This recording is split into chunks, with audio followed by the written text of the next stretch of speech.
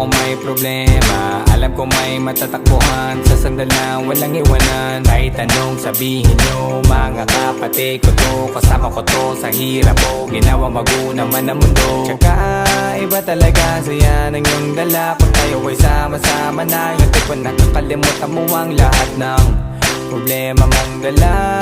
Basta ganun na nga, pag tayo'y kompleto na, mas masaya, diba? Gusto ko kasama kayo sa kulitan, sarap walang iwanan. At kahit na minsan nagkakaroon man tayo ng hindi pagkakaunawaan, tampuhan at galit, awayan, pag-usapan na lang sa tagayan. Di makatiis pag nakitang nakangiti, abiran wala na yan. Sabay halakhakan at palakpakan kahit na walang nakakatawa. Ganyan kabaliw pag magkakasama, mapatingin lamang sa bawat isa. At bukod pa sa samahan natin na sa kabila ng mga pagsubok at sa makita nararanasan, mas masaya lagi basta tara na.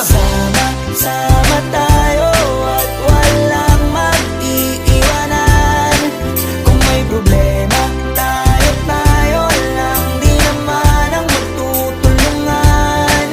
Di pwedeng may maiiwan, lahat kasama pag may kasiyahan. Kaya't sama tayo na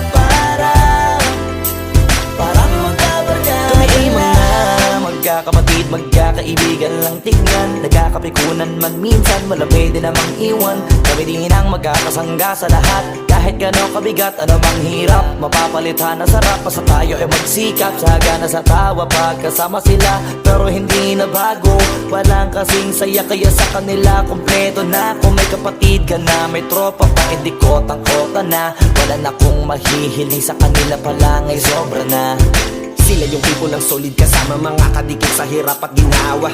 Kahit magkakalayo, darating ka agad kapag napasama ka. Walang iwanan pag sagana, lalo na kapag kawala na. Sabay-sabay na magkakaroon hanggang maubusan ay magkakasama.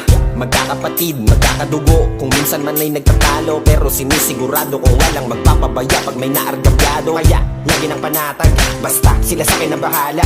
Walang dahilan para mag-iwanan, sa isa't isa kami nagtitiwala.